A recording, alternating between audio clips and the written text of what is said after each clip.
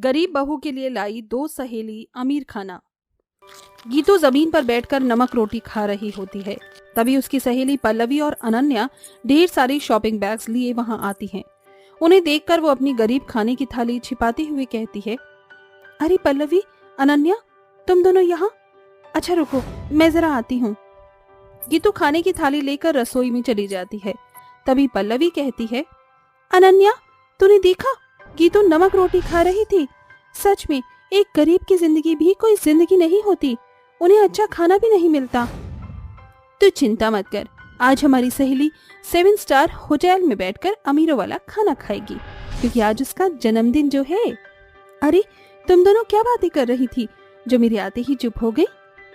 वो तो हम तुम्हें नहीं बता सकते, नहीं तो हमारा सरप्राइज खराब हो जाएगा। बस तुम जल्दी से इस ड्रेस को पहनकर रेडी हो जाओ, हम बाहर गाड़ी में तुम्हारा इंतजार कर रहे हैं। गीतू जल्दी से अपनी दोनों सहेलियों का दिया हुआ ड्रेस, जो कि बहुत ही महंगा सूट होता है, पहनकर तैयार होकर बाहर आ जाती है और पल्लवी गीतू के आंखों पर एक पट्टी बांध देती है और दोनों उसे शहर के सबसे महंगे 7 स्टार होटल में लेकर आती हैं। अब तुम अपनी आंखें खोल सकती हो। जैसे ही गीतू आंखें खोलती है तो देखती है कि एक चमचमाती हुई टेबल पर बड़ा ही महंगा सा केक रखा होता है, जिसे देखकर गीतू की आंखों में खुशी के आंसू भर आते हैं। तुम दोनों को मेरा जन्मदिन याद था? याद कैसे नहीं होता, हमारी सबसे प्यारी सहेली का जन्मदिन जो था। चलो बिना देरी किए जल्दी से केक काटो। गीतू खुश होकर केक काटती है। Happy birthday to you, happy birthday to you, happy birthday dear Geetu, happy birthday to you.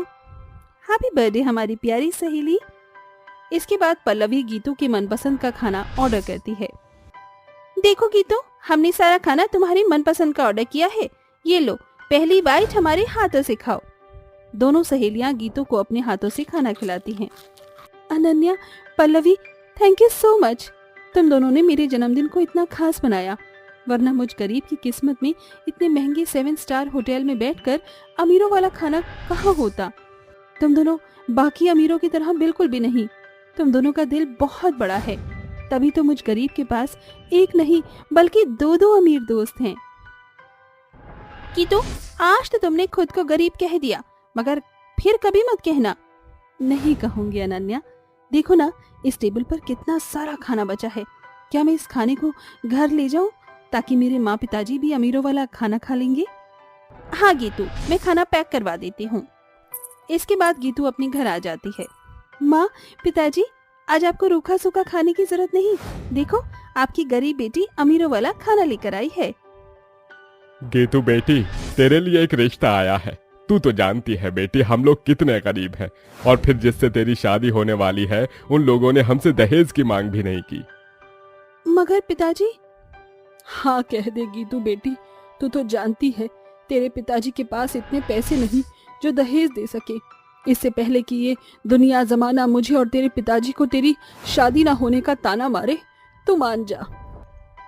अपनी गरीब माँ बाप की बात मानकर गीतू शादी के लिए हाँ कर देती है और उसकी शादी गरीब हरि प्रसाद के घर में हो जाती है। आओ आओ नई बहू, आज से इसे अपना ही घर समझो। बड़ी बहू, अपनी देवरानी का गृह प्रवेश कराओ। देवरानी जी, इस कलश को गिराकर अंदर आ जाइए। गीतू का ससुराल बहुत ही गरीब था। घर चलाने की जिम्मेदारी है अनूप और ललित के कंधों पर। दोनों ज्यादा पढ़े लिखे नहीं थे, इसीलिए एक फैक्ट्री में काम करते थे, जिससे बड़ी ही मुश्किल से घर का गुजर बसर होता था। कुछ ही दिन में गीतू ने बहू होने की जिम्मेदारियों को संभाल लिया था। जिठानी जी, रसोई में तो एक भी सब्जी नहीं और आटा भी इतना थोड़ा सा है, इतने थोड़े से राशन में सभी का पेट कैसे भरेगा? देवरानी जी, अभी देवर जी को और ललित को फैक्ट्री से पैसे मिलने में 2 दिन बाकी हैं, हमें हिसाब से राशन जलाना होगा।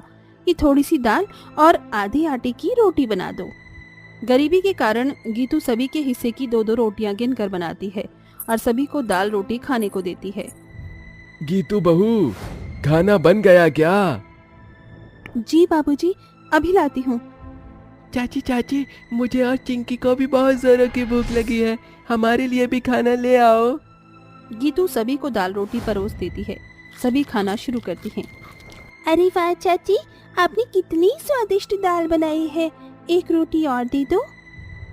एक रोटी मुझे भी। अभी देती हूँ बच्चों। बेचारी गरीब बहू अपने हिस्से की रोटी दोनों बच्चों को खाने को दे देती है और खुद भूखी सो जाती है। ऐसे ही दिन गुजरते जाते हैं।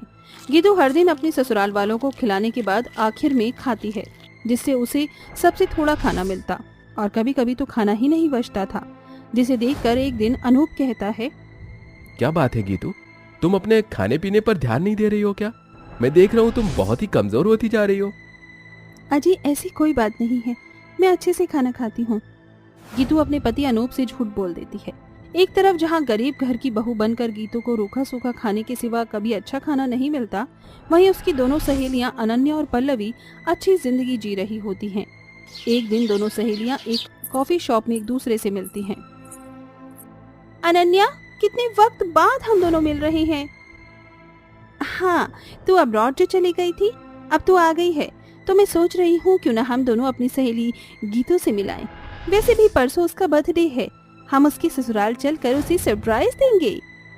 That's the good idea। दोनों सहेलियां साथ मिलकर बिना बताए गीतू का बर्थडे मनाने बहुत सारा अमीरों वाला खाना लेकर उसके ससुराल आती हैं, जहां सोनू और चिंकी दरवाजे पर बैठे होते हैं। तभी दोनों गाड़ी से बाहर निकलती हैं। बेटा, हम गीतू से मिलने आए हैं, क्या तुम बता सकती हो उसका घर कौन सा है? सोनू भुखमरी नजरों से उनके हाथों में ढेर सारा खाना देखकर भागता हुआ अंदर जाता है। चाची चाची, चलो मेरे साथ, आपकी दो अमीर सहेलियां बड़ी सी गाड़ी में बैठकर आपसे मिलने आई हैं। इतने में चिंकी पल्लवी और अनन्या को अंदर ले आती है, जहां गीतू फटी पुरानी साड़ी पहनी थी। उसकी ये हालत देखकर पल्लवी और अनन्या रो पड़ती हैं। गीतू, हमारी प्यारी सहेली, ये तुमने अपनी क्या हालत बना रखी है। मैं ठीक हूँ, आओ ना यहाँ बैठो। गीतू झिझकते हुए खाट बिछाकर उन्हें बिठा देती है और उन्हें पानी लाकर देती है। इतने में राधा और पार्वती भी फटी चिटी साड़ी पहने वहां आती हैं। माँ जी, जेठानी जी, ये मेरी सहेलियां हैं, पल्लवी और अनन्या। नमस्ते माँ जी। जीती रहो बेटी, तुम बैठो, मैं कुछ खाने को लाती हूँ। राधा बहू, तू मेरे साथ आ। ये कहकर पार्वती राधा रसोई में आती हैं। माँ जी, देवरानी जी की सहेलियां तो इतनी अमीर हैं, उन्हें तो अमीरों वाला खाना खाने की आदत होगी। क्या वो हम गरीबों के घर का रूखा सूखा खाना खाएंगी? राधा की कही गई बातें पल्लवी और अनन्या सुनकर वहां आ जाती हैं। माफी चाहती हूँ माँ जी, मगर हम दोनों गीतू की सहेलियां हैं, हम आपसे अलग नहीं हैं। आप हमें खुशी से जो भी खिलाएंगे हम खाएंगे, मगर उससे पहले आप सभी और हमारी प्यारी सहेली हमारा लाया अमीरों वाला खाना खाएंगी। पल्लवी ऐसा कह ही रही होती है कि तभी घर के बाकी लोग भी घर लौट आते हैं, जिसके बाद अनन्या और पल्लवी सभी को अमीरों वाला खाना परोसती हैं। आप सभी शुरू कीजिए। अरीफा आंटी, ये अमीरों वाला खाना तो बहुत ही टेस्टी और यमी है। पता है आंटी, हमने आज से पहले इतना स्वादिष्ट खाना पहले कभी नहीं खाया था, क्योंकि पापा और चाचू को बहुत कम पैसे मिलते हैं, जिससे हम सब तो खा लेते हैं, मगर चाची अक्सर भूखी रह जाती हैं। ये सुनकर दोनों अमीर सहेलियों की आंखों से आंसू डबडबा जाते हैं और सभी के खाना खाने के बाद गीतू कहती है, अनन्या, पल्लवी, समझ में नहीं आता कि तुम दोनों का शुक्रिया अदा किन शब्दों में करूं। पता है, जब से मेरी शादी हुई है मैंने अपने गरीब ससुराल वालों को रूखा सूखा ही खाता देखा है, मगर आज तुम दोनों के कारण मेरे साथ मेरे गरीब ससुराल वालों ने भी अमीरों वाला खाना खाया है। Thank you so much. दोस्ती में नो थैंक्स नो सॉरी, समझी? जीजू, आप ये पैसे रख लीजिए और अपना कोई स्टार्टअप शुरू कीजिए। हम अपनी सहेली को और आप सभी को ऐसे नहीं देखना चाहते, बल्कि खुश देखना चाहते हैं। शुक्रिया पल्लवी, तुम गीतू की पक्की सहेलियां हो जो उसके लिए इतना कर रही हो। मैं बहुत ही जल्दी ये पैसे तुम्हें लौटा दूंगा। अब अनूप अपना खुद का बिजनेस शुरू कर देता है, जिसमें गीतू उसकी मदद करती है, जिससे धीरे धीरे गरीब बहू के घर की हालात ठीक हो जाते हैं और वो अपने ससुराल वालों के साथ खुशी खुशी रहने लगती है। पायल अपने बड़े से घर में रसोई में बर्तन धो रही थी। तभी उसके पास उसकी बड़ी भाभी कोमल आती है। सुनो पायल, जरा जल्दी जल्दी हाथ चला, घर में और भी काम बाकी है। जी भाभी। तभी वहाँ पायल की छोटी भाभी मीनाक्षी आती है। सुन पायल, दोपहर तक जेठानी जी का सारा काम खत्म करके तुरंत मेरे कमरे में आकर मेरे पैरों की मालिश कर दे।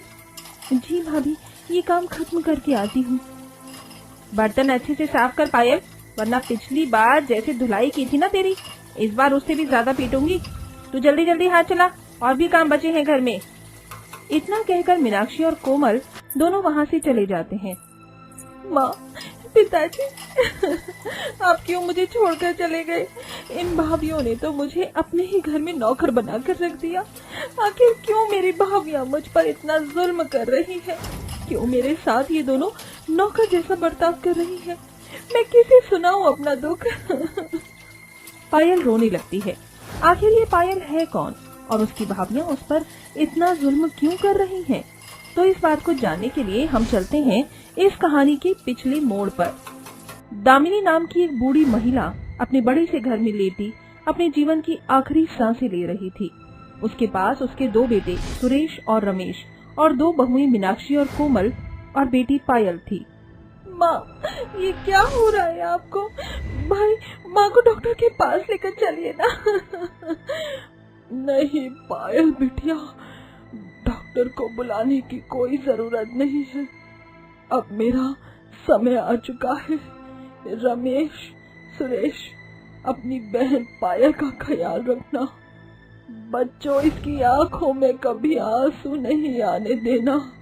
हमने अपनी बच्ची को बड़े नाजू से पाला है, इसका ख्याल रख। इतना कहना था कि तभी दामिनी की मौत हो जाती है।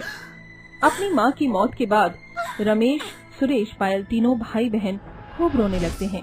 जैसे तैसे कुछ दिन बीत जाते हैं। एक दिन सवेरे कोमल पायल के कमरे में आती है। सुनो ये पायल, अब क्या जिंदगी भर अपने कमरे में बैठकर अपनी माँ की मौत का मातम मनाती रहेगी? चल उठ और घर के काम कर। हम तेरे नौकर नहीं हैं जो तुझे खाने को भी देंगे और तेरे काम भी करेंगे। भाभी, कैसी बातें कर रही हो आप? सही कह रही हूँ। अगर तुझे इस घर में रहना है ना पायल, तो तुझे मेरे आदेश का पालन करना होगा, क्योंकि अब तेरे माता पिता तो रहे नहीं। अब तुझे ही इस घर के सारे काम करने होंगे, तब जाकर हम तुझे इस घर में रहने देंगे, वरना तुझे धक्के मारकर इस घर से बाहर निकाल देंगे हम, समझी? भाभी, ये घर मेरे माता पिता का है, आप मेरे ही घर से मुझे निकालने की बात कर रहे हो? रुकिए, मैं अभी रमेश भाई से आपकी शिकायत करती हूँ, अब वही आपको सबक सिखाएंगे। उतने में मीनाक्षी वहाँ आती है। सबक तुम्हारे भाई क्या सिखाएंगे हमें पायल? अगर तूने अपने भाइयों से हमारी शिकायत की ना, तो हम तेरे भाइयों को ही जान से मार देंगे। फिर करती रहना अपने भाइयों की लाशों से शिकायत। नहीं नहीं, मेरे भाइयों को कुछ मत करना। पहले ही मेरे माता पिता नहीं रहे, अब मैं अपने भाइयों को नहीं खोना चाहती। मेरे भाइयों को कुछ मत करना। अगर तू अपने भाइयों की जान की सलामती चाहती है ना, तो जैसे जैसे हम कहते हैं वैसा वैसा करती जा। कोमल और मीनाक्षी की बातें सुनकर पायल बहुत डर जाती है। आप दोनों जैसा कहोगी मैं वैसे ही करूंगी, बस मेरे भाइयों को कुछ मत करना। तो सुन, आज से इस घर के सारे काम तू अकेली करेगी। घर की सफाई से लेकर खाना पकाना, झाड़ू मारना, हर काम केवल तू अकेली ही करेगी। और एक बात याद रख, अगर इस बात के बारे में तुम्हारे भाइयों को पता चला तो हमसे बुरा कोई नहीं होगा। इतना कहकर कोमल और मीनाक्षी वहाँ से चले जाते हैं। मुझे अपने भाइयों के लिए अपने भाभियों की बात माननी ही होगी, वरना इन भाभियों का कोई भरोसा नहीं। ये मेरे भाइयों के साथ कुछ भी कर सकती है। माँ, पिताजी, ये कैसी समस्या में छोड़कर चले गए आप मुझे? तभी पायल अपने कमरे से बाहर आती है और रसोई में जाकर काम करने लगती है। काफी समय तक रसोई में काम करने के बाद पायल बाहर आकर सोफे पर बैठ जाती है। ओ महारानी, घर की सफाई कौन तेरा बाप करेगा? चल उठ और पूरे घर की सफाई अच्छे से कर, नहीं तो मार मार कर तेरी चमड़ी लाल कर दूंगी। जिस लड़की ने जिंदगी भर अपने घर में चाय का एक कप तक नहीं उठाया था, आज वो अपने ही घर में एक नौकरानी की तरह काम करने लगी। पायल काफी समय तक घर की सफाई करती है। तभी मीनाक्षी पायल से कहती है, सुनो पायल, ये सारा काम छोड़ और मेरे कमरे में आकर अच्छे से सफाई कर दे। भाभी, आप दोनों क्यों मेरे साथ ऐसा बर्ताव कर रही हो? क्यों मुझे अपने ही घर में आप दोनों ने नौकर बना दिया है? मैं बहुत थक गई हूँ भाभी, मुझे आराम करने दीजिए। ठीक है, अगर तुझे यहाँ काम नहीं करना है तो तू अपना बोरिया बिस्तर उठा और निकल जा इस घर से। ये बात सुनकर पायल रोते रोते मीनाक्षी के कमरे में जाकर सफाई करने लगती है। इसी तरह कोमल और मीनाक्षी पायल पर रोज रोज जुल्म अत्याचार करने लगे और उससे घर का सारा काम करवाने लगे।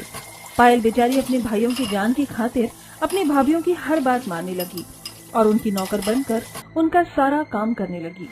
दिन प्रतिदिन ऐसे ही चलता रहा। एक दिन सवेरे रमेश और सुरेश पायल से कहते हैं, पायल क्या बात है, आजकल बहुत कमजोर हो गई हो तुम।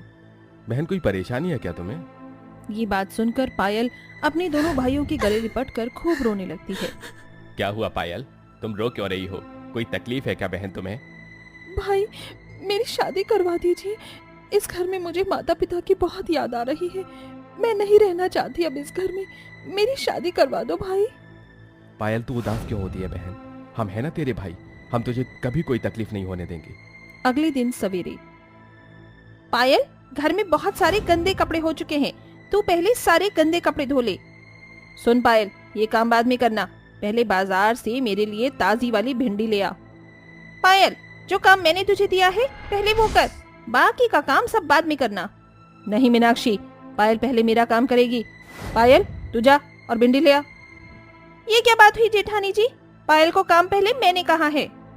मीनाक्षी मैं तुमसे बड़ी हूँ और इस घर की बड़ी बहू हूँ, इस नाते पायल सबसे पहले मेरा काम करेगी। आप बड़ी हैं तो क्या हुआ, इस घर में हुक्म चलाएंगी। फिर क्या था, मीनाक्षी और कोमल में काफी समय तक बहस होने लगी।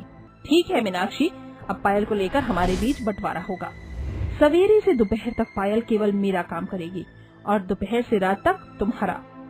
कोमल और मीनाक्षी में पायल को लेकर बंटवारा हो चुका था।